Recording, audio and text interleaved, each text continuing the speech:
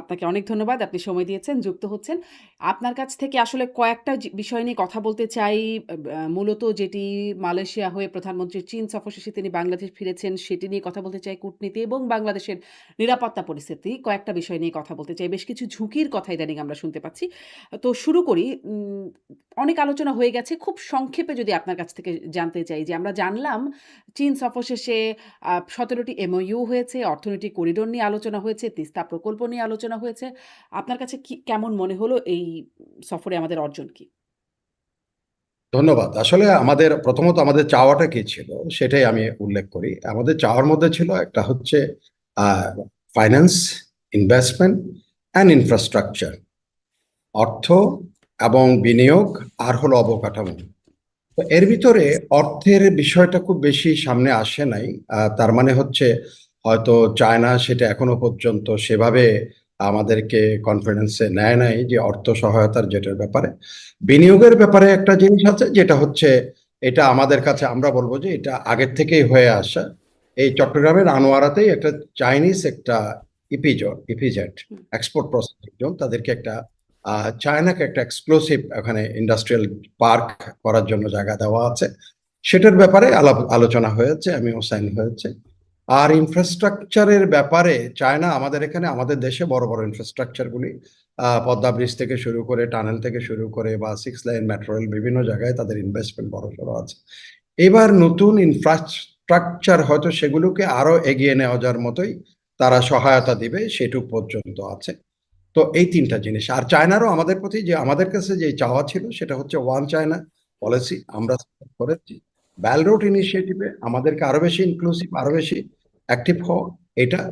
আর চায়নার যে অন্যান্য যেগুলো বেশি করে, চায়নার কিছু কিছু তারা যেমন global civilization initiative, global security initiative, এরকম 4টা ইনিশিয়েটিভ তাদের আছে। হুম, সেগুলো আমাদের আরো বেশি করে ইনভলভ তারা চেয়েছে। তো এর মধ্যে আর অন্য তেমন কিছু, তিস্তার ব্যাপারে শুধু আলোচনাই হয়েছে। হুম, যেহেতু বিশেষ করে তিস্তার কথা বলেছেন, আমাদের মানুষজন তিস্তা কি হচ্ছে এটা, it was an issue to our people as well as অন্যান্য কনসার্ন যারা আছে তাদের কাছে এটা একটা বিরাট ইস্যু ছিল। তো সেখানে তিস্তার ইস্যুটা যখন আলোচনা হয়েছে, এবং ওখানে পিটিআই এর একজন সাংবাদিক ছিল আমার জানা মতে বেজিং এ, উনি চাইনিজ যে স্পোক্স পার্সনকে প্রশ্ন করেছেন যে the Teesta is a very sensitive or concern issue to India also, hmm, hmm. So how China is going to step in there. তো এই কথাটা বলার পরে উনি বলছেন যে yes, we are not interested to just brought any third party to intervene or interfere or from. Hmm. আমরা এটা পাক্ষিক দৃষ্টিকোণ থেকে দেখি। মানে তার মানে হচ্ছে, ভারতকে থার্ড পার্টি বলছে। জি, থার্ড পার্টি বলছে ভারতকে একদম স্পষ্টভাবে, কারণ ভারতকে ভারতীয় সাংবাদিক ওখানে স্পেসিফাই করেছেন যে ভারত ইজ কনসার্ন। বাট কোশ্চেনটা হচ্ছে এখানে যে কনসার্নটা আমাদের, সেটা ভারতের কনসার্ন না। আরেকটা জিনিস আপনাকে এখানে বলে রাখি একটু করেই, আপনি আমায় থামাবেন যদি হ্যাঁ, হ্যাঁ। বেশি হুম, এটা তিস্তার বিষয়টা চলে আসছে কিন্তু neither from the Bharat, not Bangladesh, এটা নট চায়না, এটা ফরাসি একটা স্যাটেলাইট এই পুরা তথ্য উপাত্তগুলো আমাদেরকে দিয়েছে। তারা দেখিয়েছে যে 16টা ব্যারেজ ওখানে আছে আপনার তিস্তার উপরে, এবং গ্র্যাজুয়ালি এটার ইফেক্ট হবে যে বাংলাদেশের স্যালাইনিটিটা আমাদের উত্তরবঙ্গের দিকে, যেহেতু বঙ্গোপসাগর থেকে এখানে পানির যখন ফ্লোটা যখন বন্ধ হবে, তখন আমাদের স্যালাইনটা যেহেতু ব্যাকআপটা পুরা করার জন্য বে অফ বেঙ্গলের স্যালাইনিটি আস্তে আস্তে আমাদের দিকে আমাদেরকে এনগালফ করবে, অর্থাৎ আমাদেরকে গ্রাস করে নিবে। তো আমাদের এই যে কৃষিভূমি বা এটা ভূমি, মৎস্য যেগুলো আছে সেগুলোর উপরে এটা একটা ইকোলজিক্যাল একটা বড়সড় একটা এফেক্ট হবে। সেটার থেকে আমাদের কিন্তু চেতনা, আমাদের জাগ্রত হওয়া। তো এটা দীর্ঘদিন থেকে, এটা আওয়ামী লীগ সরকার থাকতেও কিন্তু এই তিস্তা নিয়ে অনেকগুলো বৈঠক হুম। হয়েছে। ইভেন মমতা ব্যানার্জির সাথে তৎকালীন প্রধানমন্ত্রীর বৈঠক হয়েছে, যেটা আমাদের কূটনীতি ভাষায় আমরা বলছি এটা আনএক্সপেক্টেড। যেটা দুটা দেশের প্রধানমন্ত্রীর মধ্যে হওয়ার কথা ছিল, সেখানে ভারত আমাদের প্রধানমন্ত্রীর মুখোমুখি করে দিয়েছিলেন মমতা ব্যানার্জিকে। মনে হবেন যে সেখানে নানা ধরনের কথাবার্তা, ওদিকে আরো নদী কাটার কথা, ওদিকে খাল কাটার কথা, হ্যাঁ, অজুহাত ধরুন দেখিয়ে। ধরুন এখানে একটু সেইখানে যেহেতু ওই প্রসঙ্গটা আনলেনই, এখন তো মমতা বন্দ্যোপাধ্যায়কে যে সামনে নিয়ে এসেছিলেন আপনি বলছেন এবং তাকে একরকম অজুহাত হিসেবে দাঁড় করানো হয়েছিল যে তিনি রাজি হচ্ছেন না বলে আসলে এইটা করা যাচ্ছে না, তিস্তা চুক্তিটা হচ্ছে না। আ এখন তিনি নাই। ফলে এই আলোচনাটা এখন বিজেপিরই সরকার, আ আ শুভেন্দু অধিকারী তিনিও বিজেপি নেতা। ফলে এখন কি এটা একটা আলোচনা ভারতের সাথে করবারও সময় এসেছে? আপনি একেবারে যথার্থ একটা জিনিস বলেছেন। I like it. এটা যে বললেন মমতাকে একটা উসিলা করা হয়েছিল। আসলে দেখা গিয়েছে পরে এটা দেখা গিয়েছে এটা কিন্তু তাদের যে রাজ্য সরকার একটা বাদও এখানে দেয় নাই। হুম, সমস্ত বাঁধগুলি দিয়েছে কেন্দ্রীয় সরকার। ১৬টা বাঁধের মধ্যে ১৬টা বাঁধই দিয়েছে কেন্দ্রীয় সরকার। সমস্যাটা সৃষ্টি করেছে কেন্দ্রীয় সরকার, ভারতের। হুম, কিন্তু সেখানে অজুহাত দেখানো হয়েছিল মমতা ব্যানার্জি পশ্চিমবঙ্গের পানির অভাব এটা হুম, সেটা বলে এটাকে ইভেন কি ঢাকাতে এসেও ঢাকায় আপনার যদি মনে থাকে ঢাকাতে নরেন্দ্র মোদী যখন আসলেন একদিন আগে মমতা ব্যানার্জিকে পাঠালেন হুম, যে এই বিষয় নিয়ে আলোচনা করার জন্য। একদিন আগেই উনি নরেন্দ্র মোদী আসার আগেই মমতা ব্যানার্জি চলে গেলেন। আবার আমাদের প্রধানমন্ত্রী যখন রিটার্ন ভিজিটে গেলেন দিল্লিতে মমতা ব্যানার্জি গিয়ে ওখানে মুখামুখি করে দিলেন যে কথা বলার জন্য তিস্তা ব্যারেজ নিয়ে। আসলে পরে দেখা গেল এটা আপনি যে কথাটা বলছেন এটা অজুহাত। অজুহাত এই কারণে কারণ একটা বাঁধও কিন্তু পশ্চিমবঙ্গ সরকার দেয় নাই তিস্তার উপরে। হুম। সমস্ত ১৬টা বাঁধের মধ্যে ১৬টা বাঁধেই দিয়েছে পশ্চিমবঙ্গের সরি ভারতের কেন্দ্রীয় সরকার। তো সুতরাং এইটা দীর্ঘমেয়াদী চলছে। এবারও যে আমরা খুব আশায় বুক বাঁধবো তেমনও না। বলা হচ্ছে এক্সপার্টাইজ আসবে, জয়েন্ট সার্ভে হবে। সার্ভে কিন্তু আগে হয়েছে এগুলো। হুম, আমি জানি না এগুলি কিভাবে আবার আমাদের সামনে আনা হচ্ছে যে জয়েন্ট সার্ভের কথা, এটার কথা, ওইটার কথা বলা হচ্ছে তিস্তার ব্যাপারে। তিস্তার আমার মনে হয় না যে এখানে কাজের কাজ কিছু একটা হয়েছে। কারণ আমরা আশা করেছিলাম যে একটা ডিটেইল হয়তো একটা এগ্রিমেন্ট হবে আমাদের মধ্যে এমনও না হয়ে যে এটা কিভাবে আমাদেরকে এই যে ব্যারেজ করা ওখানে ডিগিং করা। আগে শুনেছিলাম যে তিস্তাকে স্কুইজ আরো কিছুটা তার প্রস্থ কমিয়ে এনে সেটাকে ডিগিং করে সেখানে আমাদের ফিশিকালচার হবে, পর্যটন গড়ে তুলবে, সেখানে বসতি হবে মানুষের নতুন নতুন করে, যেখানে যে আনার যেগুলো আর্ট ইয়েগুলো হবে মানে ওখানে যে তিস্তার বুকে যেগুলো মাটি তুলে সেখানে নতুন করে বসতি স্থাপন করে এই ধরনের প্রোগ্রাম আমরা সামনে ছিল আমাদের। হুম। এখন সেগুলো থেকে আবার বলা হচ্ছে যে এখন এক্সপার্টাইজরা দুই পক্ষের তারা আলোচনা করবে তারপর তারা মানে দেখবে বিষয়টা তিস্তাকে ঝুলে যাচ্ছে, মানে তুলে কেন জানি ঝুলে একেবারে যাচ্ছে। ঝুলে এখন আছে, আপনি একেবারে যেটা ঝুলে আছে। কথা বলছিলেন যে ভারতকে থার্ড পার্টি হিসেবে নেওয়া হচ্ছে। কিন্তু ভারতীয় গণমাধ্যমের কথাও আপনি বলছিলেন। দেখছি যে এটাকে ভারত একটা তার জন্য স্পর্শকাতর এরিয়া মনে করছে এবং সেখানে চীনের প্রভাবকে ভারত পছন্দ করছে না। সেটি আগেও ছিল, এখনো এটি জানাচ্ছে। এবং ভারতীয় গণমাধ্যমে এর সাথে, সাথে আরেকটা বিষয় দেখলাম, মানে উম বাংলাদেশ ২৪ টি ফাইটার জেট, যেটিকে আসলে আ আ ভিগোরাস ড্রাগন চীনের কাছ থেকে নিচ্ছে, সেটি বলে পরিচিত বলে দেখছিলাম। সেটি বাংলাদেশ আনার যে একটা প্রচেষ্টা নিচ্ছে, সেটি নিয়েও ভারতীয় গণমাধ্যমে খুব আলোচনা হচ্ছে। এটি আসলে আপনার কাছে কি মনে হয় যে ভারতের এই কনসার্নটাকে আপনি কিভাবে দেখেন? এটার পেছনে দুটা কারণ আছে আমাদের উপমহাদেশে এই যে অপারেশন সিঁদুর যেটা হলো হুম, হুম, ভারত এবং পাকিস্তানের মধ্যে। সিঁদুরে এই জি সি 17 যে ফাইটার এয়ারক্রাফট গুলোর কথা বলা হচ্ছে সেগুলো আমাদের এখানেও শুধু ভারতীয় গণমাধ্যম না আমাদের গণমাধ্যম হইচই খুব শোরগোল গেছে। আমরা এবার চোখে চোখ রেখে কথা হুম, বলবো মানে এগুলো আসার পরে আর কি এই ধরনের একটা মন মানসিকতা কেউ কেউ ছড়িয়েছে। তো বা আমরাও এটা একটা টু স্ট্রেংথেন দ্য ইয়ার পাওয়ার এটা হয়তো একটা যেহেতু আমাদের চায়নার সাথে আমার অনেক লেনদেন বিশেষ করে আর্মামেন্ট আমাদের যে সামরিক যে উপকরণগুলো এগুলো ম্যাক্সিমামে আমাদের কিন্তু এখনো পর্যন্ত আমরা চীন নির্ভর এবং চীনের সাথে আমাদের সেই ধরনের লেনদেন আছে। তো এই কথাটা আসছিল যে দুইটা স্কোয়াড্রন C-117 যেটা যেটা তার পারফরমেন্স এবং রাফায়েলকে it's has beaten hmm, Rafale এটাও কিন্তু বিশ্বব্যাপী ছড়িয়ে গেছে তার ক্যাপাসিটি তার সবকিছু তার পারফরমেন্স এগুলোর থেকে। সো তার কন্টেস্টিং জোন বা এয়ার স্পেস এগুলি নিয়ে অনেক কথাবার্তা আছে। তো বাট কাদের কই এই ধরনের কিন্তু এই চুক্তির মধ্যে বা এই সফরের মধ্যে সেই ফাইটার এয়ারক্রাফট পাওয়ার কোনো ধরনের ঘোষণা বা এই যে 17টা যে এমওইউ হুম, আছে বা সেখানে হয়েছে সেখানে কিন্তু কোনোটার মধ্যে একটা আছে শুধু সেটা হচ্ছে সামরিক প্রশিক্ষণ পারস্পরিক প্রশিক্ষণ দেওয়া এটার ব্যাপার আছে। বরং 2002 সালে আমাদের সাথে একটা এগ্রিমেন্ট আছে চীনের একটা এগ্রিমেন্ট আছে আমাদের 2002 সালের।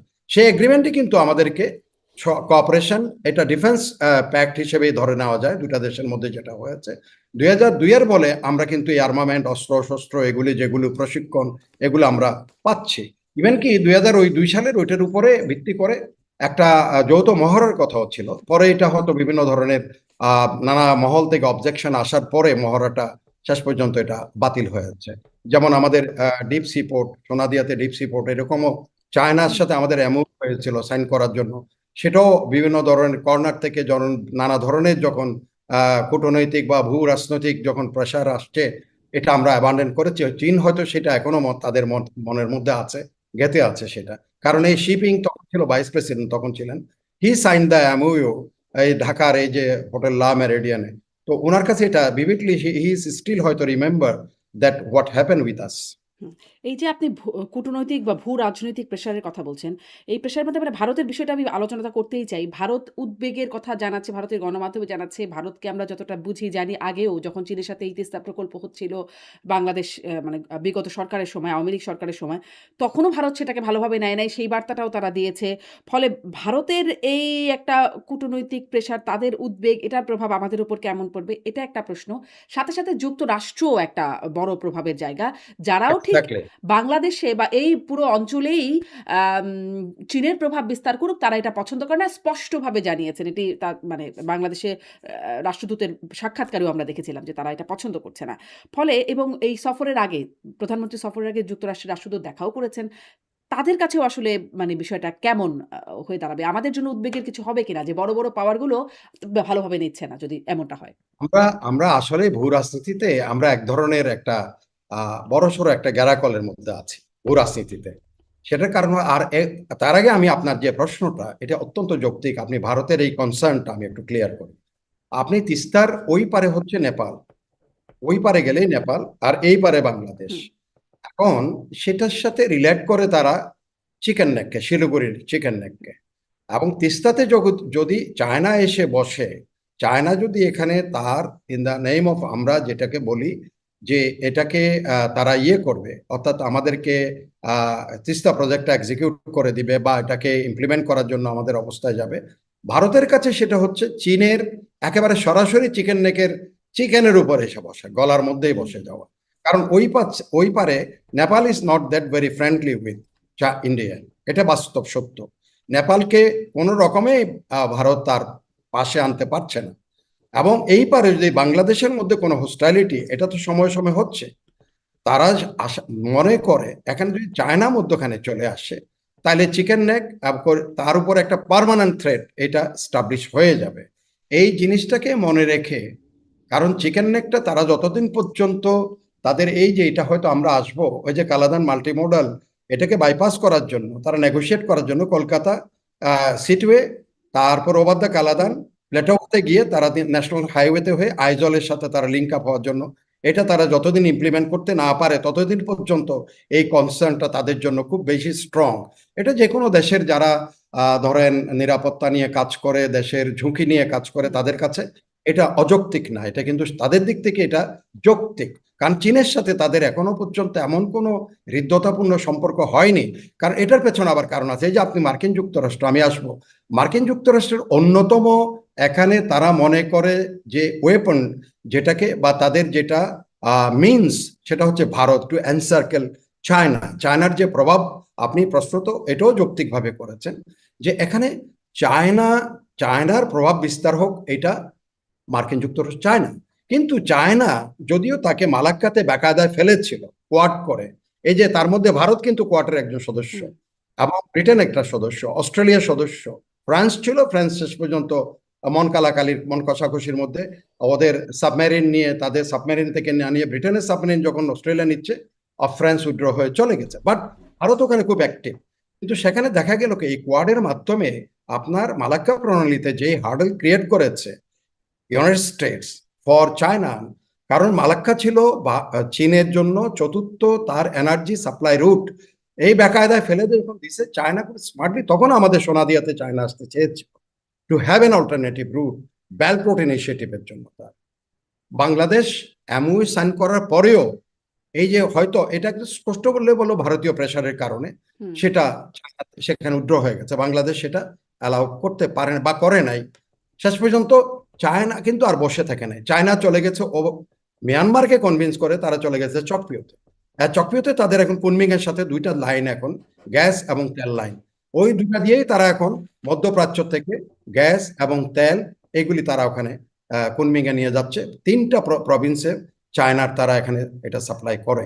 একই সাথে তারা ওই চকপিওতে তারা ও প্রায় মোর দেন $20 বিলিয়ন তারা ওখানে বিনিয়োগ করে তারা ইন্ডাস্ট্রিয়াল পার্ক গড়ে তুলতেছে, এবং সেটা তারা মেইন চায়নাতে না করে, অর্থাৎ মূল ভূখণ্ডে তারা এটা উৎপাদন না করে উৎপাদন ব্যয়টাকে কমানোর জন্য তারা, এবং যোগাযোগ সহজের জন্য তারা চক্রীয়তে সেটা করে তারা তাদের মার্কেট আফ্রিকা এবং মধ্যপ্রাচ্যকে তারা টার্গেট করে তারা প্রোডাকশন এখানে যাচ্ছে।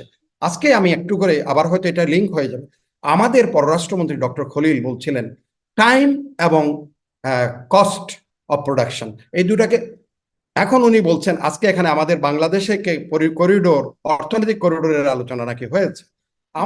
আমাদের সাংবাদিকরা হয়তো ওনাকে প্রশ্ন করেন, আমি হলে প্রশ্ন করতাম, তাহলে আপনি যে করিডোর একটা কথা বলে এখানে যে যখন জাতীয় নিরাপত্তা উপদেষ্টা ছিলেন তখন যে একটা প্যাচ লাগালেন তখন মিয়ানমার, সেখানে আপনি জানেন যে চীনের কি স্বার্থ আছে, সেখানে আপনি তো you are the first man who was provoking, who was advocating for the corridor, humanitarian corridor, এটা সেটা।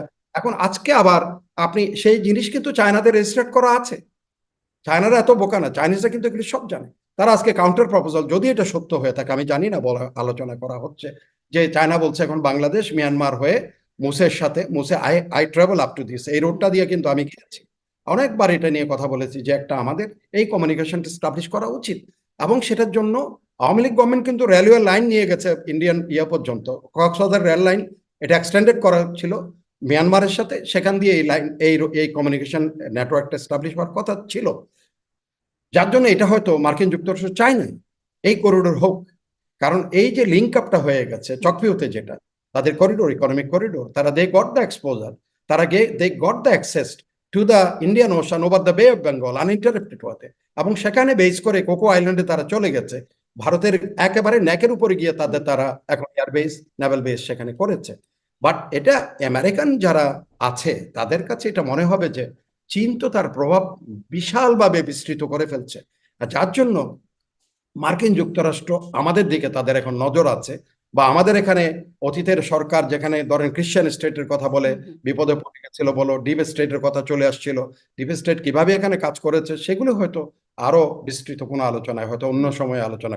মানে তার মানে এই ডিপ স্টেটের প্রভাবে আ আ এখনো মানে ডিপ স্টেটের প্রভাবে এই এমওইউ যেগুলো হলো সেগুলো বাস্তবায়িত নাও হতে পারে। এই জায়গাটাই একটা শঙ্কা আমি রয়েই আমি যাচ্ছে। এখানে একটা কথা বলি এখানে, চীনারা আমাদের সব খবর রাখে, আমরা যেমন চীনের কিছুটা খবর রাখি, চীন $21 ট্রিলিয়ন খুব অর্থনীতি, স্বাভাবিক। হুম, $1 বিলিয়ন সারপ্লাস হয়, আমাদের সাথে $13 বিলিয়ন হুম, তাদের ব্যালেন্স অফ পেমেন্ট আমরা পিছাই, চীনরাও তো আমাদের সব খবর রাখে। চীন এখন তো যদি তারা অ্যাকাউন্টিং এ আনে, তারা কাউন্ট করে, তাহলে তারা বলবে যে আমাদের 15 ফেব্রুয়ারি আমাদের ইলেকশন হলো, তাহলে 12 তারিখ কেন আমার হুড় করে আমেরিকার সাথে একটা বাণিজ্য চুক্তি কেন করতে হলো? হুম। চীন কি এগুলি চীনের দপ্তরের মধ্যে চাইনিজ পলিসি মেকারদের কাছে নাই? দে হ্যাভ এভরিথিং আমাদের কাছে। এই জন্য ভূ রাজনীতিতে every step you to count, যে আমার নেক্সট কোর্স কি হবে। আজকেই আমাদের পররাষ্ট্রমন্ত্রী এখন বলছেন এখন ইকোনমিক করিডোরের কথা, তখন তো ওই করিডোরের কথা মানবিক বলা হয়েছে, করিডোরের কথা। হুম। তো মানবিক করিডোরের কথা সেটা কি এখন বন্ধ আছে? মানে মানবিক করিডোর কি এখন না না, মানবিক করিডোর তখনই বলা হয়েছে যখন সেনা প্রধান যখন বললেন হোয়াট ব্লাডি করিডোর হুম, হুম, বললেন, হুম, আমাদের বন্দরের কথা বললেন। তবে হ্যাঁ, এখানে একটা জিনিস আছে, সেটা তারা একটা থিঙ্ক ট্যাঙ্ক, আপনার প্রোগ্রামে বোধহয় আমি একটু করে বলছিলাম, সিঙ্গাপুরের একটা থিঙ্ক ট্যাঙ্ক আছে, তারা হিসাব করে দেখিয়েছে পৃথিবীর একেবারে ভালো ভালো প্রায় 72টার মতো সমুদ্র বন্দরের উপরে চীন তার প্রভাব বিস্তার করে রেখেছে। সে বলছে যদি কোনো ধরনের যুদ্ধ জড়িয়ে পড়ে চীনের সাথে ফিউচার, এটা ট্রেড ওয়ার হতে পারে, অথবা সত্যি সত্যি ইরানের সাথে এরকম যুদ্ধ হবে, এটা তো আমরা জানতাম না। এরকম কোনো যুদ্ধ, তাইওয়ানকে নিয়ে ধরেন যুদ্ধ জড়ায় গেল দুটা দেশ, তখন সেখানে বলা হচ্ছে America will face huge trouble, অনেক ধরনের বেকায়দায় পড়ে যাবে। কেন বেকায়দায় পড়ে যাবে? এখন তো সব আকাশপথে আসবে, হুম। মিসাইল আসবে, সুপারসনিক, এটা মারবে ওটা মারবে, তাহলে বন্দর নিয়ে কেন বেকায়দা?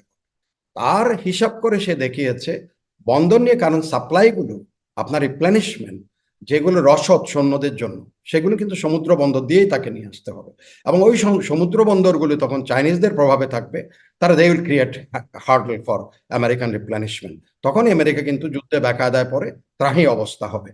এবং তারা সাজেস্ট করেছে যে তোমার you have to invest in different, এই যে সমুদ্র বন্দরগুলি আছে এখানে তোমাকে কিন্তু ইনভেস্ট করতে হবে। ওই থিঙ্ক ট্যাঙ্কের ওই চিন্তাটা তারা কিনেছে। এখন তারা যেমন ধরেন আমাদের এখানে তারা সার্ভে করছে, এই যে আমাদের এখানে চট্টগ্রাম বন্দরে তারা একটা, আপনার প্রোগ্রামেই তো আমি করেছি যে এখানে যে এক্সারসাইজ গুলি হলো, 2-3টা হুম, এক্সারসাইজ, হ্যাঁ, হ্যাঁ, এগুলোতে they have their ice on. এবং তাদের সবচাইতে এখানে, যেহেতু চায়নার চকভিউ হচ্ছে অ্যাকর্ডিং টু দ্য লিন্টার বার্টিন, তার কথা হচ্ছে যে সবচাইতে চীনের যদি এক নাম্বার যেটা গুরুত্বপূর্ণ যদি কোনো ধরনের প্রজেক্টের কথা বলা হয় সেটা হচ্ছে চকভিউ। বিকজ চকভিউ তার বেল রোড ইনিশিয়েটিভের জন্য ইজ দ্য মোস্ট ইম্পর্টেন্ট, চকভিউকে ভিত্তি করে। কারণ চকভিউকে ওখানে চ্যালেঞ্জ করার এখন কিচ্ছু নাই আপাতত, কারণ সে আবারই তো আছে তার কাছে, বঙ্গোপসাগরের উপর দিয়ে ভারত মহাসাগরে যাচ্ছে, এবং সেখানে দিয়াগো গার্সিয়া টার্সিয়া এই যে আমেরিকান ঘাঁটিগুলো আছে এগুলো কিন্তু তার কবজার কাছাকাছি চলে আসে সবগুলো কিছু। তো যার জন্য এখন বেল রোড ইনিশিয়েটিভের জন্য সেখান থেকে মধ্যপ্রাচ্যের সাথে যেমন এস্টাবলিশ হচ্ছে, ইউরোপের সাথে হচ্ছে, আফ্রিকার সাথেও হচ্ছে, ওভার দ্য ইন্ডিয়ান ওশান তারা এটা করে নিচ্ছে। তো এখন ধরেন আমেরিকান, আপনি যেটা বললেন, তার প্রভাব বিস্তারের জন্য Bangladesh could be one of the এখানে হাব হতে পারে এটা। কারণ মিয়ানমারে তারা যা চেয়েছিল, মিয়ানমারে কিন্তু সেটা হয় নাই। মিয়ানমারে বরং সেখানে চায়না এখন গেড়ে বসেছে। মিয়ানমারে আবার ভারত, সরি, ইউনাইটেড স্টেটস এবং চায়নার মধ্যে there is a geopolitical hassle ওখানের মধ্যে আছে। আমেরিকা ওখানে খুব স্মার্টলি চেষ্টা করেছিল বার্মা অ্যাক্ট চালু করে, সেখানে বার্মা অ্যাক্টের মধ্যে আছে আমেরিকান প্রেসিডেন্টকে সিনেট ক্ষমতা দিয়েছে যে যে পরিমাণ টাকা প্রয়োজন তোমাকে অ্যালটমেন্ট দিচ্ছি, if you can spend in and around Myanmar to establish democracy, in the name of democracy, তারা সেখানে যে রেয়ার আর্ট ম্যাটেরিয়াল যেগুলো আছে সেগুলো কবজা করার জন্য আমেরিকানদের একটা প্ল্যান আছে। যেমন চীনের উপর এবার যখন তারা ট্যারিফ যখন দিতে চাইছিল, চীন কাউন্টার করেছে, তাদের রেয়ার আর্ট ম্যাটেরিয়াল যেগুলো আছে এগুলোর উপর তারা একটাও দিবেন না, তখন বলছে ইউনাইটেড স্টেট কাবু। এখন এই রেয়ার আর্থ ম্যাটেরিয়াল গুলো আছে আপনার কারেন্ট স্টেটে প্রচুর পরিমাণ, জি। এবং আমি দেখা যাচ্ছে ওইদিকে খুব ওই বেশি অর্থ, না গিয়ে আমি এখানে ওই যে ট্যারিফের ব্যাপারে যে কাবু হলো, আ মানে চীনের কাছে ইউনাইটেড স্টেটস, কিন্তু বাংলাদেশ আবার ইউনাইটেড স্টেটস এর কাছে কাবু হয়ে গেছে ওই চুক্তি, বাণিজ্য চুক্তির করার জি ক্ষেত্রে একটা, সেখানে একটা মানে যুক্তরাষ্ট্রের কথা আপনি বলছিলেন, একটা কড়া নজর তো বাংলাদেশের উপর আছেই যে এই বিষয়গুলো হচ্ছে। আবার একটু জি ভারতের দিকেও যাই। যে ভারতও যেটি বলছিলাম যে তারা নানান দিক থেকে উদ্বেগের কথা যে জানাচ্ছে সেটি তারা আ তাদের গণমাধ্যমের খবরে আসছে, এবং ভারত চাপ প্রয়োগ করার কৌশল হিসেবে, আমি সম্প্রতি ভারতের একজন সাংবাদিক, প্রেস ক্লাব অফ ইন্ডিয়ার সাবেক সভাপতি, এবং তিনি এখন কূটনৈতিক একটা প্ল্যাটফর্ম হয়েছে সাংবাদিকদের, সেটিরও প্রধান দেখছিলাম বা সভাপতি। তিনি আমাকে বলছিলেন যে একটা চাপে রাখার কৌশল হিসেবেই ভারত আসলে বাংলাদেশের এই জেস্চার অনেক কিছুই পছন্দ করছে না। ফলে চাপে রাখার কৌশল হিসেবেই ধরুন পুশিনের ব্যাপারটা চলছে। ডাক্তার জাহেদ প্রধানমন্ত্রীর উপদেষ্টা, তিনি গিয়ে অপমানিত হলেন বা হয়রানির শিকার হলেন, এই বিষয়গুলো চলছে। আ মানে ভারত আমাদের আসলে কেমন ঝুঁকির মধ্যে ফেলতে পারে বা আসলে ফেলতে পারে কিনা? আমাদের প্রচন্ড ঝুঁকির মধ্যে অলরেডি ফেলে রেখেছে।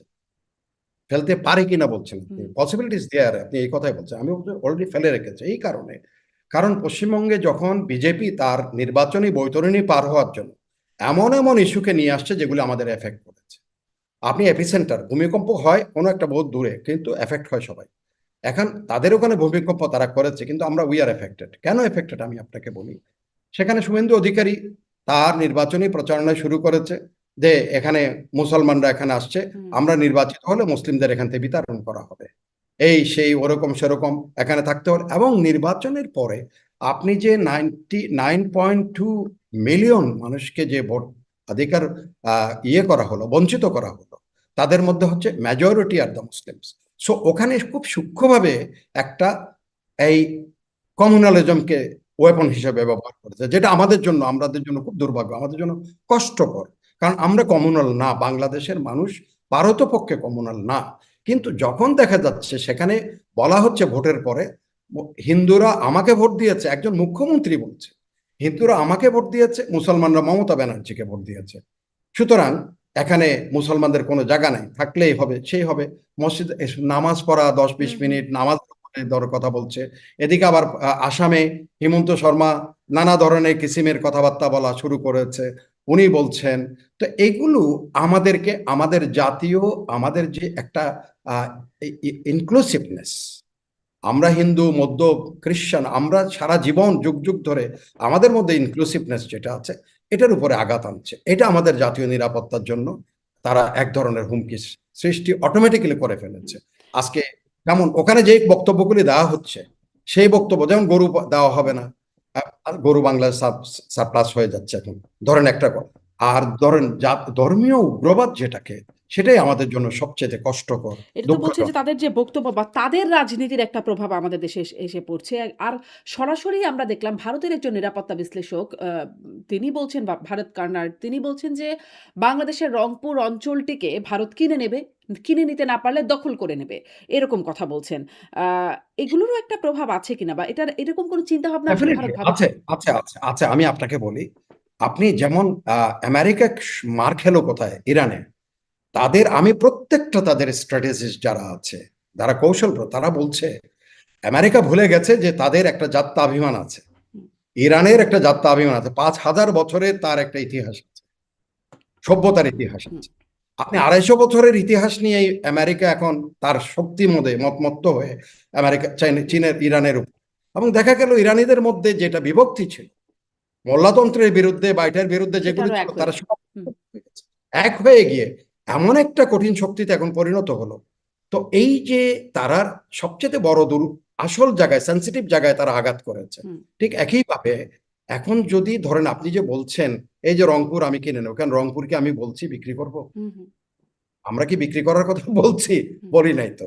একবার বলে চট্টগ্রামকে এই সময়ে, এই যে মাণিক্য, চন্দ্রমাণিক্য, ত্রিপুরার মহারাজার চতুর্থ অধস্তন পুরুষ, বলছে চট্টগ্রাম আমরা দখল করে নিব এই সময়। আরে বাবা, এটা তো অত সহজ কিছু না। বর্তমান বিশ্বে বলা যত সহজ, হুম, করা অনেক বেশি কঠিন।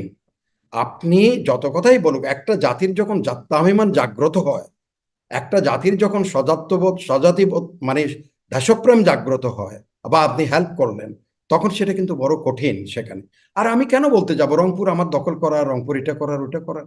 আমি এটাকে না করে বরং আমার কথা হলো আমাদের রিলেশনশিপ। হুম, হুম। আমরা তো এভাবে বন্ডিং আছে। 71 সালে ভারত বাংলাদেশের পাশে দাঁড়িয়ে যুদ্ধ করে নাই। সেসব না বলে এখন তুমি দখল করে নিবা, দখল করে নিবে, এগুলি বলে তো ইউ আর অ্যান্টাগোনাইজিং। হুম, বলছেন যে বলা যত সহজ করা তত সহজ না। কিন্তু কিছু, কিছু বিষয় আবার এর মধ্যে আছে। ধরেন মানে এশিয়ার সবচেয়ে বড় রাম মন্দির নির্মিত হতে যাচ্ছিল রংপুরে। সেখানেও আবার স্থানীয়দের একটা বাধার মধ্যে সেটা স্থগিত হয়ে আছে। কিন্তু তার একটা স্ট্রাকচার ইতোমধ্যে দাঁড়িয়ে গেছে। সেটার অর্থায়ন কোথা থেকে রাম আসবে? মন্দির না, রামের মূর্তি, রাম মূর্তি মূর্তি। দুঃখিত, দুঃখিত। রামের মূর্তি হ্যাঁ, সবচেয়ে হ্যাঁ, হ্যাঁ, বড় হ্যাঁ, ৮১ হ্যাঁ, ফিট সম্ভবত উচ্চতার একটা হ্যাঁ, রামের মূর্তি করা হয়েছে। কারেক্ট, ইউ আর হ্যাঁ, কারেক্ট, তো কারেক্ট। সেখানে আ এই একটা প্রচেষ্টা, এটাও একটা খুব সন্দেহজনক কোথা থেকে অর্থায়নটা আসছে এটা নিয়ে বেশ কিছু আলোচনা আছে। আবার ধরেন কিছুদিন আগেই দেখা গেল একজন চৈতালি চক্রবর্তী সুপ্রিম কোর্টের আইনজীবী আম হঠাৎ করে তিনি এসে বলছেন বেশ ভাইরাল হলো সামাজিক যোগাযোগ মাধ্যমে যে বাংলাদেশে হিন্দুদের জন্য একটা আলাদা প্রদেশ গড়ে তোলা হবে। এরকম একটা বার্তা তিনি দিচ্ছেন। বিশ্বের বিভিন্ন দেশের সহায়তা নিয়ে এটা এরকমটা করবেন। মানে এরকম ছোটখাটো বিষয়গুলোকে কি এক সুতায় গাঁথবার কোনো সুযোগ আছে না? ভারত কর্নার বলছেন রংপুর বিভাগকে দখল করে নিতে। এদিকে রংপুর বিভাগে রাম মূর্তি হচ্ছে। এদিকে চৈতালি চক্রবর্তী কোথা থেকে এসে তিনি বলছেন যে হিন্দুদের জন্য আলাদা প্রদেশ। কোন মানে সমীকরণ আছে কিনা এর মধ্যে? আমি আপনাকে একটা কথা বলি। এই যে বাবু শুভেন্দু অধিকারী তো পশ্চিমবঙ্গের মুখ্যমন্ত্রী। একজন মুখ্যমন্ত্রী হিসেবে, রাজনৈতিক নেতা হিসেবে আমার সমস্ত শ্রদ্ধাবোধ আছে। আর সেদিন উনি দেখলাম একটা বক্তব্য দিয়েছেন। উনি বলছেন উনি ইয়ের কাছে গেছেন, একজন জাতীয়তাবাদী অর্থাৎ কমনাল, আমি নামটা নাই বললাম, ওনার ওখানে গেছে, যে উনি বলছে বাংলা বঙ্গ ভাগ করার জন্য উনি করেছেন। হ্যাঁ, এটা এখন এই জন্য ওনার শ্রদ্ধা জানাতে আসে। বাট উনি হয়তো ইতিহাসের এই পার্ট নেন নাই। এই উপমহাদেশ যখন বিভক্ত হচ্ছিল তখন তিনটা এন্টিটিকে স্বীকৃতি দেওয়া হয়েছিল: পাকিস্তান, ভারত, বাংলা, আসাম। বাংলা আসাম। সেখানে এই যে গৌহাটিতে এখন যে বরদলৈ ইন্টারন্যাশনাল এয়ারপোর্ট, বরদলৈর প্রচুর টাকা পয়সা ছিল। বরদলৈ টাকা দিয়ে ব্রিটিশদেরকে কিছু কবজা করেছে, অথবা গান্ধীজির কাছে তারপর গিয়েছে। সেখানে গিয়ে আপনার তাদেরকে এই বলা বলা হলো যে বাংলাতে মুসলমানরা 36টা সিট, 36টা সিট হুম, তাদের রিজার্ভ আছে, ওভারঅল মেজরিটি হয়ে যাবে মুসলমানরা। তাহলে পাকিস্তানও মুসলমানরা মেজরিটি, আর বাংলা আসামও মেজরিটি হবে, দুইটা মুসলমান দেশ হয়ে যাবে। এই কথাগুলি তুলেই কিন্তু তখন এই বঙ্গভঙ্গটা হয়েছিল, এসব কথাবার্তা হয়েছিল। হুম, এখন যদি যদি এখন এই অঞ্চলের সব মুসলমান মিলে যদি আবার ওনারা যেভাবে উস্কানি দিচ্ছেন, যেমন আমি একটা জিনিস আমি অবাক হয়ে গেছি, উত্তরপ্রদেশে আপনি জানেন কি পরিমাণ গডসে টেম্পল আছে? নাথুরাম গডসে, হু হুম, কিল গান্ধী, আপনি বিশ্বাস করতে পারবেন গান্ধীর গলায় সেখানে বিভিন্ন ধরনের অপমানজনক মালা পরায় দিছে এই যে সেখানে মুখ্যমন্ত্রী আর যোগী আদিত্যনাথ। হুম। কারণ তার কথা হলো যে Godse was the real patriot, hmm, সত্যিকারের দেশপ্রেমিক ছিল গডসে। হুম, গান্ধী দেশ মাতাকে ভাগ করার জন্য রাজি হয়েছে, সুতরাং Gandhi is held responsible for division of দেশমাতা। হুম, সুতরাং গান্ধীকে মেরে সে যা করেছে সেটা ভালো করেছে, তার জন্য সবচেয়ে বড় মন্দির করেছে এখন উত্তরপ্রদেশে গডসে টেম্পল। তো এগুলি কি, এগুলি এগুলি তো হচ্ছে তারা এগুলি থেকে। আপনি জানলে কি এখানে কি করে বলে যে এখানে এখন সবাইকে থাকতে হলেই মুসলমানকে ধর্ম পরিবর্তন করতে হবে? আপনি 27 লক্ষ মানুষ, হুম, আমার এটা পার্লামেন্টে, এই যে ভারতীয় কংগ্রেসের রাজ্যসভা যে মেম্বার উনি 27 লক্ষ মানুষ তার পাসপোর্ট সহ কোর্টে আবেদন করেছে যে আমি এদেশের নাগরিক, আমাকে ভোটাধিকার বাতিল করা হয়েছে। 92 লক্ষ মানুষের মধ্যে 35 লক্ষ মানুষ ভোটের ডিফারেন্স ছিল এবার বিজেপি এবং মমতা ব্যানার্জির মধ্যে 32 লক্ষ। 35 লক্ষ মানুষ অলরেডি আবেদনই করেছে উইথ ভ্যালিড ডকুমেন্টস যে দে আর দ্য ভোটার্স।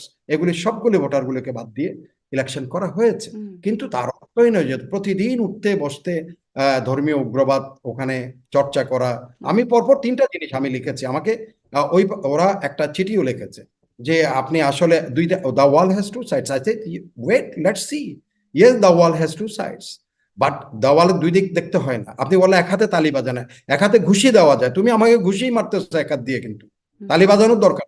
আপনি সব ধর্মীয় উগ্রবাদগুলি ছড়িয়ে দিচ্ছেন। হুম, আমরা এখানে আমাদের মানুষগুলো যারা আছে, আমরা যা প্রতিবেশী যারা আছে, আমাদের ভাই হিসেবে সারা জীবন যুগ যুগ ধরে আমরা বসবাস করেছি।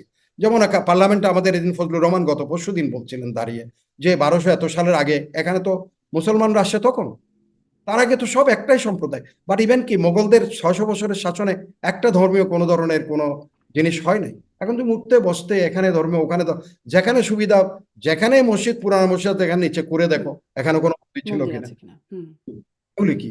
সো দিস আর আপনি যে বললেন আমাদের জন্য ঝুঁকি তৈরি করছে কিনা, আমাদের জন্য ঝুঁকি অলরেডি তৈরি করেছে। আচ্ছা সেই আমি এখন জি, last week I was in Bombay, আমি তাদের অনেক লোকজনদের বলেছি একটা সেমিনারে, আমি বললাম যে this you are creating for us, not for you. Your ভারতের সবচেয়েতে, ইভেন কি প্রণব মুখার্জি লাস্ট রাষ্ট্রপতি হিসেবে তার যে বিদায়ী ভাষণে বলছেন ভারতের ডেমোক্রেসির where is the beauty line, তা এটা সব মানুষের সম্মিলিত, হুম, সবগুলি তারের সমাহার হচ্ছে। সে তার সেখান থেকে সুর তুলছে ভারত, রং ছড়াচ্ছে, বা প্রতিবেশীরা সেখান থেকে রং নিয়ে তার মনের মাধুরী মিশিয়ে তার মতো ছবি আঁকছে। হুম, কিন্তু সেটার থেকে তুমি তো এখন দূরে নিয়ে যাচ্ছ ভারত। হুম। আমি এই কথাগুলো আমি বলে জি, আসছি। আপনি ভারতের উগ্রবাদের কথা বলছেন এবং সেই উগ্রবাদের কারণে বাংলাদেশে একটা অস্থিরতা, অসহিষ্ণুতা তৈরির কথা বলছেন। বাংলাদেশেও একটা উগ্রবাদের মানে বিষয় দেখছেন কিনা? যেমন ধরেন একটা বিষয় সম্প্রতি গণমাধ্যমেও আসছে যে, যখন আসলে ফুটবল বিশ্বকাপ চলছে, তখন ব্রাজিল, আর্জেন্টিনার পতাকা আমাদের দেশে ওড়ে। এটা একটা আমাদের ভালো না লাগলেও মানে এটা একটা আমাদের প্রথার মধ্যে আছে যে, বিভিন্ন দেশের ব্রাজিল, আর্জেন্টিনা মূলত এবং বিভিন্ন দেশের পতাকা ঘোরে। কিন্তু একজন মুফতি আম হারুন এজাহার তিনি বলছেন যে এগুলোকে বদমাইশি আখ্যা দিচ্ছেন এবং সেখানে কালেমার পতাকা লাগানোর নির্দেশ দিচ্ছেন এবং তার পরপরই দেখা যাচ্ছে যে বিভিন্ন ঢাকাসহ বিভিন্ন জায়গায় একদম এই কালিমার পতাকায় ছেয়ে গেছে সাদা কালো বা কালো রঙের উপরে সাদা ক্যালিগ্রাফি করা পতাকা। অনেকে বলছেন এটা আইএস এর পতাকার সদৃশ্য এরকম পতাকা ছড়িয়ে যাচ্ছে। প্রশাসনও বলছে যে এই বিষয়টা তাদের নজরে আছে। এরকম একটা খবর আমি দেখছিলাম। মানে এর মধ্যে কোনো বার্তা আছে কি? হ্যাঁ, মানুষ যখন তার সেন্সিটিভিটি, মানুষ যখন কোনো একটা ইমোশনাল কোনো অ্যাটাচমেন্ট থাকে সেখানে এরা সুযোগ নিতে চেষ্টা করে। এটাই হলো একটা, নাইলে ঠিক আছে আমি ব্রাজিল, আমি আর্জেন্টিনা, আমি সাপোর্ট করছি, তো তুমি ওটাতে হস্তক্ষেপ না করে তোমার যদি কোনো মনের মধ্যে সুপ্ত বাসনা থাকে কোনো প্রচার করার জন্য, প্রকাশ করার জন্য, আলাদা করে প্রচার করো, তুমি তোমার মতো করে করো। কেউ তো বাধা দিচ্ছে না এখানে। তোমার বাংলাদেশ তো যদি বলতো যে বাংলাদেশের পতাকা তোলেন, হুম, আই উড অ্যাপ্রিসিয়েট ইট। যে আমি যেমন আমার বাড়ির উপরে সবগুলি ফ্ল্যাগ আছে, যত ম্যাক্সিমাম রিনাউন্ড ইয়ার মধ্যে ফ্ল্যাগ আছে, সবার উপরে বাংলাদেশের ফ্ল্যাগ, আর সবচেয়ে বড়। এটা হচ্ছে এইটুকুই বলেন, অন্তত আর কিছু না। তোমরা যেভাবে অন্য দেশের প্রতি মানে একটা ফ্যাসিনেশন মানুষের থাকে, হুম, ফুটবল ক্রেজ এটা থাকে, সারা পৃথিবীতে থাকে, এটা আছে। আমাদের এখানে একটু বেশি, কিন্তু আমাদের অন্য কোনো উপলক্ষ নাই হুম, যাপন করার জন্য। যদি আপনার অন্য উপলক্ষ থাকতো মানুষ তাহলে ভুলে টুলে অন্য এগুলি করতোই না। যেহেতু তার কোনো উপলক্ষ নাই, সে বসে থেকে কখন ফুটবল হবে হুম, বিশ্বকাপ, এবার কখন হবে, কখন ওয়ার্ল্ড কাপ ক্রিকেট হবে, বসে থাকে পতাকা নিয়ে তার আসলে দৌড়া দৌড়ি। হুম, এই যে রিক্সা, আমি যে শহরে থাকি বিশ্বাস করবেন আপনি, আপনি ম্যাক্সিমাম বেবিরেক্সের উপরে ইরানের ফ্ল্যাগ উঠতেছে, ইরানের। অথচ ইরান কিন্তু ফাইনালে যাবে হুম, না, হুম, হুম, হচ্ছে এখানে একটা ইস্যু কাজ করছে, হুম, হুম, সে মনে করছে ঠিক আছে ইরান তো একদম হুম, দিছে মানে হুম, হুম, দেখায়, হ্যাঁ, আমি এখন দেখাই দিলাম ইরানের ফ্ল্যাগ আমি উড়াচ্ছি। আমি ট্যাক্সি থামিয়ে জিজ্ঞেস করি, এই ভাই আপনি যে এইভাবে ফ্ল্যাগ কিনলেন, আমার সামনে থেকে ফ্ল্যাগ কিনছে লাইন ধরে 3-4 জন ট্যাক্সি হলে, আমি গ্যাসোলিন গাড়িতে বলছি, আমি আস্তে করে গিয়ে বললাম এই অন্য দেশের ফ্ল্যাগ কিনছো না কেন, তোমরা সবাই ভাই খালি দেখছি সবাই ইরানের ফ্ল্যাগ খুঁজতেছো। এবং অডিও বিলিভ 5 ফিট একটা ফ্ল্যাগ আমাকে তারা প্রেজেন্ট করেছে, 5 ফিট একটা ইরানি ফ্ল্যাগ আমাকে প্রেজেন্ট করেছে, স্যার এটা আপনাকে দিলাম। আমি অনেকক্ষণ হাসাহাসি করলাম, জড়াটরা ধরলাম, ঠিক আছে ইটস এ গুড স্পিরিট, নির্যাতিতের নিপীড়িত ইচ্ছা করলে মারা যায় না, হুম, এটাই তার হলো ইরান ইরাক আমেরিকার যুদ্ধের মধ্যে। সো এটা হতে পারে। তো সেখানে আমি যদি বলতাম যে ভাই তুমি বাংলাদেশের ফ্ল্যাগটাও লাগাও, that should be the spirit. Hmm, hmm, এখন উনি বললেন কালেমার পতাকা, তো কালেমার পতাকাটা তো রাস্তাঘাটে অনেক সময় না, আল্লাহ মাফ করুক, রাস্তা পথে পড়তেছে, এখানে পড়ে যাচ্ছে, ওটা বাতাসে উড়াই নিয়ে যাচ্ছে, কে কোথায় ফেলে দিচ্ছে, তুমি এগুলি কি শেখাচ্ছ? এটা তো তার অন্তরে থাকার কথা। অন্য একটা দেশের কখনো কি আর্জেন্টিনা ব্রাজিল কি ইসলামের কলেমার কি সমান সমকক্ষ হয়ে দাঁড়াতে পারবে? এটা তো শতাব্দী ধরনের মানুষের বিশ্বাস আস্থা, তার মধ্যে সামান্য খেলার সাথে তুমি এটাকে মিলাই দিচ্ছ। তার মানে তুমি কত শ্যালো, কত ধরনের তোমার জ্ঞানের কতটুকু তোমার আছে, তুমিই জাজ করো এটা। হুম, তো এটাই। আর আপনি যেটা বলছেন এটা আমিও দেখেছি, যে এটাকে ওই দিন বোধহয় পুলিশ কমিশনার বলছেন যেটা হামাসের পতাকার সাথে তার সিমিলারিটিস হ্যাঁ, আছে, হোয়াইটের উপরে কলেমা, এটা হামাসের flag, hmm, hmm, not the ISI, hmm, ISI না, হামাস। আবার সৌদি আরবেরটা মিলে না এই জন্য কারণ সৌদি আরবে কলেমা আছে, সবুজের উপরে তালোয়ার আছে, হুম, খেজুর গাছের তলোয়ার কলেমা। হুম, তো এটা হচ্ছে অনলি হোয়াইট অ্যান্ড দ্য কালো হরফের মধ্যে কলেমা, এটা হচ্ছে হামাসের ফ্ল্যাগ। হুম। কদিন আগে আবার ইসরায়েলের রাষ্ট্রদূত বললেন যে বাংলাদেশে মানে ভারতে গিয়ে বললেন বাংলাদেশে হামাসের উপস্থিতি। কোন রকম হ্যাঁ, যোগসূত্র কি হতে পারে, হতে উত্থান পারে? হবে হ্যাঁ? খুব অচিরে। পাকিস্তান এবং বাংলাদেশে উত্থান হওয়ার একটা সম্ভাবনার কথা বলেছে, এটা হুম, আমিও প্রেসে দেখেছি। Correct, you are correct. জি। তো আছে সেরকম, সেরকম আশঙ্কা প্রকাশ করেছে। আশঙ্কার জি, কারণ আছে? মানে যে যৌক্তিকতা দেখেন আপনার আশঙ্কার মনে হয়? কারণ মানে এই যে ধরেন আপনি এখানে, আমি তো বলবো যে আশঙ্কা সেরকম যেভাবে তারা কালার করতে চায়, বাট তারা যে আশঙ্কার, তারা যে মূল কারণ, আপনি গাজায় যেভাবে তারা মানুষ হত্যা করেছে, হুম, যে বর্বরতা তারা দেখিয়েছে, F-35 নিরীহ মানুষের উপর F-35 পৃথিবীর সবচেয়ে লেটেস্ট ফাইটার এয়ারক্রাফট দিয়ে বম্বিং করেছে। গাজার আপনার এই যে হিউম্যান রাইটস স্পেশাল রিপোর্টিয়ার জাতিসংঘ মহাসচিবের, তার যে একটা বিবৃতি, যা গাজায় দ্য ইকোনমি অফ জেনোসাইড, সেখানে গণহত্যার মাধ্যমে যেভাবে তারা অর্থনীতিকে চাঙ্গা করছে, যেভাবে সন্তানের সামনে বাবা মাকে তার অলিভ গার্ডেন থেকে ধরে নিচ্ছে প্রতিবাদ করছে বলে, তার ভেড়ার মেষের পালটা থেকে তাকে সবগুলি ধরে নিয়ে যাচ্ছে, প্রতিবাদ করতে গেছে, তার পা বেঁধে জিপের, সামরিক জিপের পিছে তার সন্তানদের সামনে মা বাবাকে শেষ হচ্ছে নিয়ে যাচ্ছে। এই যে গুলি কথা, খাদ্যের জন্য লাইন ধরেছে বাচ্চাদের, সেখানে 250 শিশুকে হত্যা করেছে হুম, গুলি করে। তো এই যে তারা যে করেছে, হামাস তো সৃষ্টি হতো না।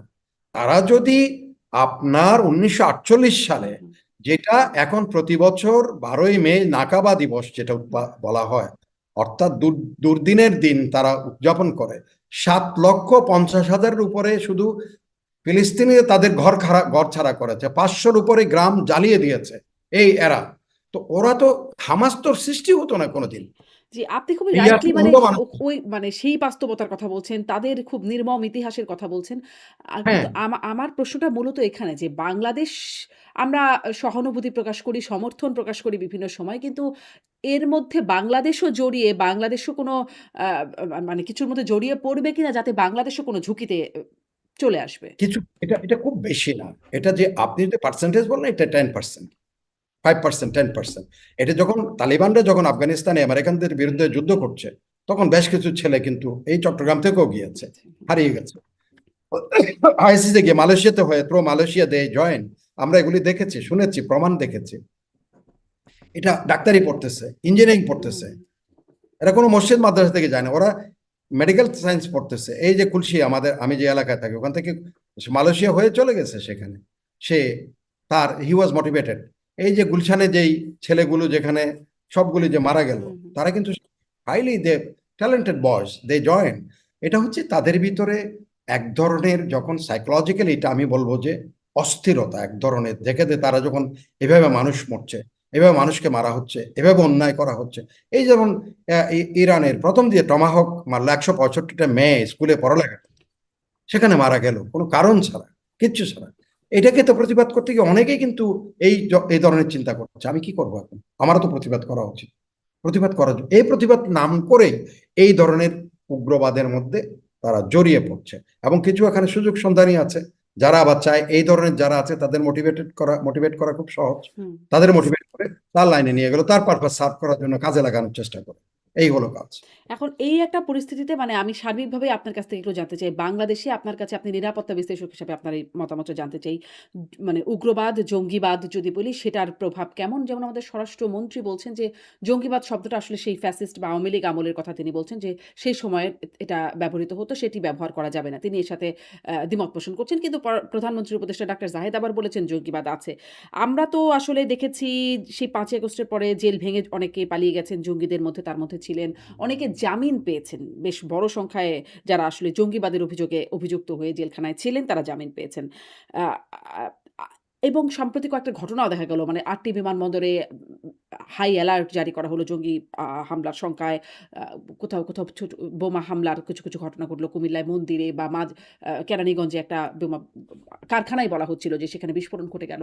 এরকম আসলে আপনার কাছে কি মনে হয় সার্বিকভাবে পরিস্থিতিটা কেমন? আমরাও কি কোনো বিশেষ ঝুঁকির মধ্য দিয়ে যাচ্ছি কিনা? যাচ্ছে। আমি মাননীয় স্বরাষ্ট্রমন্ত্রীর বিষয়টাকে আমি একটু দ্বিমত করবো এখানে।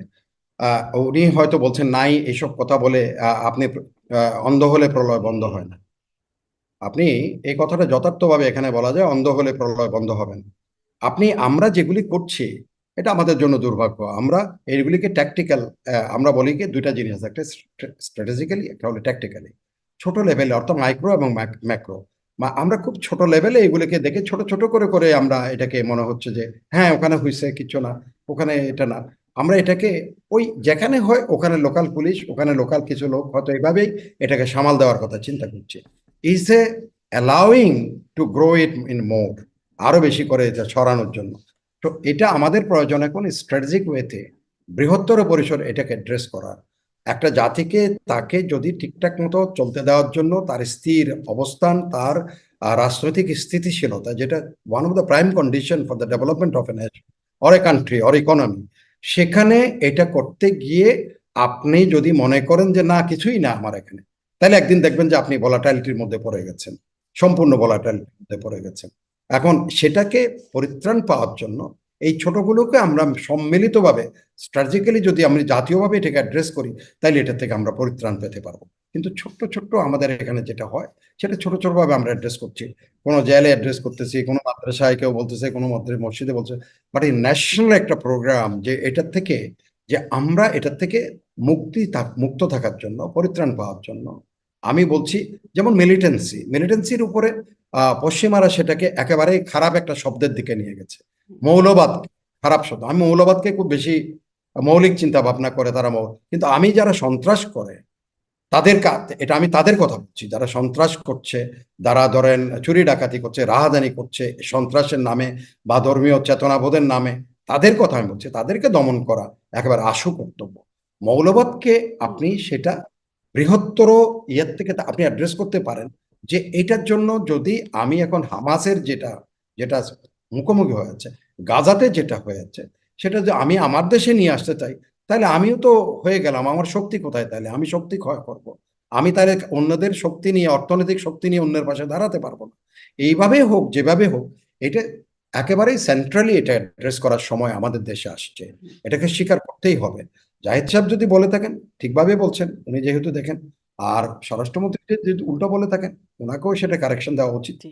এর এবং মধ্যে আরেকটা প্রশ্ন একটু করি। যেমন ধরেন আওয়ামী লীগ গভর্নমেন্ট তারা সবসময় এই ন্যারেটিভটা তারা বলতে চাইতো বা আন্তর্জাতিকভাবে স্থাপন করতে চাইতো যে তাদের ক্ষমতায় থাকা প্রয়োজন এই মৌলবাদ, জঙ্গিবাদ, উগ্রবাদ ইত্যাদি যে শব্দগুলো আছে সেগুলো দমনে তাদের ক্ষমতায় থাকা প্রয়োজন। এটি তারা বলতো এবং তাদের একটা ফোনালাপে দেখা গেছে হাসানুল হক ইনুর সাথে সাবেক প্রধানমন্ত্রীর একটা ফোনালাপ। হাসানুল হক ইনু বলছেন জঙ্গি কার্ড, তাদের একটা কার্ডও ছিল এরকম বিভিন্ন সময়। মানে জঙ্গি কার্ড খেলে দেওয়ার মতো একটা ব্যাপার-স্যাপার ছিল। কিন্তু এই বিষয়টা কি আসলে সঠিক না কিনা যে তাদের আসলে আওয়ামী লীগের ক্ষমতায় থাকার বাস্তবতায় জঙ্গিবাদ, উগ্রবাদ একরকম নিয়ন্ত্রণে থাকে। আবার এটা কি একটা বাস্তবতা কিনা? আপনার কাছে এই প্রশ্নটা যেমন করতে চাই। আবার এই বাস্তবতা বা এটার সত্যতা প্রমাণে এর পেছনে মানে আওয়ামী শক্তির একটা ইন্ধনও থাকতে পারে কিনা বর্তমান মানে উগ্রবাদ বিস্তারে? ২ টা দিকেই আপনার একটু পর্যালোচনা শুনতে চাই। আমি আপনাকে বলি, এটা আপনি যে প্রশ্নটা করেছেন এটা is a core issue for the nation. আমাদের জাতির জন্য এটা একটা কোর ইস্যু। কারণ আওয়ামী লীগ এর রাজনৈতিক যারা কৌশল প্রণেতা ছিলেন, তারা যে কত অদূরদর্শী কাজ কারবার করেছে আমি স্পষ্ট করে আপনার এই অনুষ্ঠানে বলি। আওয়ামী লীগের অনেকেই আপনার এই অনুষ্ঠানে কিন্তু বেশিরভাগ আমার মনে হয় যারা একটু আওয়ামী লীগের প্রতি বেশি এই ধরনের, কারণ গালাগালি যখন লেখে টেকে তখন দেখি যে এই কথা বলার জন্য এই গাল, এই কথার জন্য এই গাল, এই অনুষ্ঠান করতে করতে তো বুঝে গেছে এখন কোন অ্যাঙ্গেল থেকে কে কার গালটা আসতেছে। কারণ এই জন্য বলছি আওয়ামী লীগের এত বেশি ঐতিহ্যশালী একটা প্রতিষ্ঠান এই উপমহাদেশে, আমার মনে হয় এই উপমহাদেশ না পৃথিবীতে খুব কম দুটা সংগঠন পাবেন আওয়ামী লীগের মতো, যেটা নিজেরা একটা জাতির ভাষার জন্য আন্দোলন করেছে, যেটা একটা জাতির স্বাধীনতার জন্য আন্দোলন করেছে, এটা একটা জাতি তাকে সামনে আগানোর জন্য আন্দোলন। সেই পার্টিকে কেন এই যে জঙ্গিবাদ সঙ্গীবাদ এগুলির আশ্রয় নিয়ে তাকে ক্ষমতায় থাকতে হবে? তার তো রাজনৈতিক ইস্যু নিয়ে তার ক্ষমতায়, তার অর্থনৈতিক কর্মসূচি নিয়ে তাকে ক্ষমতায় থাকে। না হলে কি করে বলেন যখন এই যে ঢাকা বিশ্ববিদ্যালয়ের ছাত্রলীগেই যথেষ্ট ইয়েকে দমন করার জন্য, হুম, এটা কি রাজনৈতিক কর্মসূচি ছিল? ছিল না। যে এইটা এই কারণে এটা হচ্ছে সস্তা, অত্যন্ত সস্তা পথে আমি মানুষের উপর চড়াও হয়ে যাও, মানুষ মানে প্রতিপক্ষের উপর চড়াও হয়ে, সেটা তো রাজনৈতিক কর্মসূচি হতে পারে, অর্থনৈতিক কর্মসূচি হতে হুম, পারে। আপনি কাউকে ব্লেম করে কালার্ট করে, আমি যা না তাই কালার্ট করে অন্য মানুষকে বলে আপনি আমার ক্ষমতাকে ধরে রাখবেন, সেটা তো অনুচিত, অন্যায়। এবং আওয়ামী লীগ এত সমৃদ্ধ ঐতিহাসিকভাবে একটা দল, সেখানে সেই দলের কেন প্রয়োজন হবে জঙ্গিবাদের কার্ড ব্যবহার করা? হুম, ইউনূস সাহেব তো নিজেই আওয়ামী লীগের বিরুদ্ধে সমস্ত সর্বনাশের কাজ তো ইউনূস সাহেবরাই করেছিলেন, জাসদ গঠন করে, এই যে গণবাহিনী করে, আওয়ামী লীগের 12টা বাজানোর চেষ্টা করেছিলেন তারাই তো। এখন উনার বুদ্ধিতে যদি আওয়ামী লীগ সেই পরামর্শে চলতে হয়, তাহলে সে আওয়ামী লীগের পরিণতি এক সময় এসে আওয়ামী লীগ প্রবলেমে পড়ে গেছে। আওয়ামী লীগের যারা যদি চিন্তাশীল চেতনাশীল মানুষ, যারা যারা সত্যিকারের জাতীয়তাবাদ নিয়ে কাজ করে, জাতির উন্নয়নের জন্য অগ্রগতির জন্য অর্থনৈতিক কর্মসূচি নিয়ে, আপনি বলেন এই দলটার কি অর্জন বাংলাদেশে না ভারতে সমস্ত উপমহাদেশে দ্বিতীয় একটা দলের নাম বলেন যার এত অর্জন আছে, আজকে কি অবস্থায় পড়ে আছে তার কেন? এই যে এই আপনি যে বললেন জঙ্গিবাদ কার্ডের কথা, এটাই তো একটা রং ট্র্যাকে দিয়ে, রং ট্র্যাকের মধ্যে নিয়ে, কারণ উনার তো 4 জন সমর্থক হুম, নাই, উনি অন্য একটা বড় দলের কাঁধের উপরে অন্য একটা খারাপ জিনিস চাপিয়ে দেওয়ার প্রচেষ্টায় ছিলেন। তার কথোপকথনতে এটাই তো প্রমাণিত। হুম, এটা কেন করবে? করছে because I don't have anything, I don't have the footings, so he is thinking that other is also not having footings, সুতরাং এটা ব্যবহার, এটাই ছিল কারণ। হুম, সুতরাং এইটা খুব ভালো কাজ হয় নাই। আমি এখনো বলবো, এখন অনেকেই শুনছেন আপনার প্রোগ্রামে, এটা তো অনেক শুনেন, এবং তাদের মধ্যে অনেক যারা আছে তারা কৌশল প্রণেতা ছিলেন এক এক সময়, তাদের কাছ থেকে শুনি হ্যাঁ আপনি এটা বলেছেন ওটা বলেছেন, হ্যাঁ বলেছি এটা তো বলেছি, বলেন এখানে প্রতিযুক্তি কি আছে বলেন, আমি যে কথাটা এখন বলছি এটার প্রতিযুক্তি থাকলে বলুক তারা কেউ, যে আমি এই যে কার্ডের কথা বললাম এটা কি রাজনৈতিক কর্মসূচি? হুম, হুম। এটা স্যাবোটেজ করা একটা পার্টি যার অর্জন আছে। হুম। আমার একটা লেখাপড়া হচ্ছে সব, এই যে একটা হচ্ছে আপনি বললেন যেটা নিয়ে আপনি খুবই মানে সমালোচনা করছেন জঙ্গি কার্ড খেলে দেওয়ার যে প্রসঙ্গটা ইয়েস, সেটা। হ্যাঁ, আবার জঙ্গিবাদ দমনে তাদের অনেক রকম প্রয়াসও ছিল। মানে কার্ডও ছিল, তারা যেমন কার্ড খেলতো আবার প্রয়াসও দেখা যেত। সেটিও আসলে কার্ড কিনা সেটা নিয়েও প্রশ্ন আছে। তবে অনেক প্রচেষ্টা দেখা যেত যে জঙ্গিবাদ মানে এবং তারা যে ন্যারেটিভটা বলতে চেয়েছে বরাবর আন্তর্জাতিক ভারতের কাছে বা যুক্তরাষ্ট্রের কাছে বা বিভিন্ন আন্তর্জাতিক অঙ্গনে যে তাদের ক্ষমতায় থাকা প্রয়োজন জঙ্গিবাদ, উগ্রবাদ দমনে এই অঞ্চলে বা বাংলাদেশে। সেটির একটা বাস্তবতা আছে কিনা এই প্রশ্নটা আপনার কাছে করছিলাম।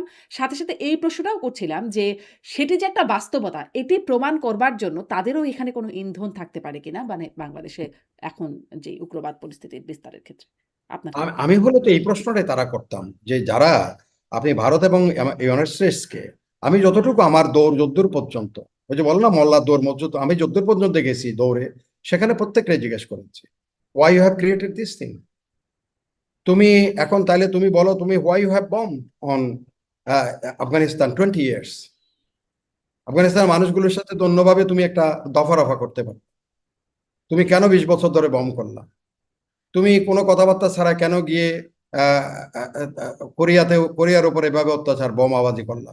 তুমি কেন গিয়ে, যেখানে হোসিমিন তোমাকে চিঠি লিখলো, হুম, আপনি জানেন লিন্ডন বি জনসনকে একটা চিঠি লিখেছে কে? হোসিমিন, যে তোমার সৈন্যরা এই কাজ করতেছে, এই করতেছে, সবচেয়ে নাপাম বোমগুলি আমাদের হুম, নিরীহ মানুষের উপর মারতেছে, আমাদেরকে ফরাসিরা এইভাবে অত্যাচার করতেছে, ওই করতেছে, এই করতেছে, তাদের হাত থেকে আমাদের রক্ষা করো। তার কাছে শেল্টার চেয়েছে, আমেরিকান প্রেসিডেন্ট জনসনের কাছে, লিন্ডন বি জনসনের কাছে। জনসন একটা উত্তরও দেয় নাই। তারপরে কি করলো? পরে ফ্রান্সের দ্বিগুণ শক্তি নিয়ে ভিয়েতনামের উপরে ঝাঁপিয়ে পড়লো। তাইলে এখন একইভাবে, তখন the fire on the lake একটা বই আছে, সেখানে বলা হচ্ছে ট্রুম্যানকে তার আগে চিঠি হুম, লিখেছে, বলছে ভাই আমাদের স্বাধীনতার জন্য, আমরা নিরীহ মানুষ, আমরা তৃতীয় বিশ্বের গরিব মানুষ, আমাদের উপর কি করলো? তৃতীয় বিশ্বের মানুষগুলোর উপর তো বোমাবাজি করলো। তো সুতরাং এখন তারাই তো সৃষ্টি করছে আফগানিস্তানে, তারাই তো জঙ্গিবাদ কেন সৃষ্টি হচ্ছে? তারা আফগানিস্তানের উপর মেরেছে, তারা ইরাকে গিয়ে কেন? ইরাকের 5 লক্ষ শিশু কেন শিশু খাদ্যের অভাবে মারা গেল তাহলে? আমেরিকানরা তো দে নোস, এভরিওয়ান দে নোস। আমি আজকে শুনছিলাম, জন হোসাপ, আরিজোনার সিনেটর, সে বলছে this president brought the global humiliation for the American nation. তাদের 250 বছর পূর্তি উৎসবের মধ্যে সারা পৃথিবীর একটা লজ্জা আমাদের মাথার উপরে ঢেলে দিয়েছে। হুম, তাহলে আর এই তো, তো সেখান থেকে এইগুলি সৃষ্টি হচ্ছে। জি। তারা এখন আমাদের মধ্যে ওগুলি থেকে বাঁচার জন্য তোমাদের আমার সরকার থাকা দরকার, এটা একটা ভাওতাবাজি, আর কিচ্ছু না। অনেক ধন্যবাদ জনাব ইমদাদুল ইসলাম। মানে ভূ-রাজনৈতিক নানান জটিলতা, চ্যালেঞ্জের কথা নিয়ে আলোচনা হলো, উগ্রবাদের বিষয়টাও নিয়ে আলোচনা হলো। নিশ্চয়ই আমাদের প্রত্যাশা তো থাকবেই, যেগুলো আমরা সফলভাবে মোকাবেলা করি। ধন্যবাদ আপনাকে যুক্ত হয়ে সময় দেবার জন্য।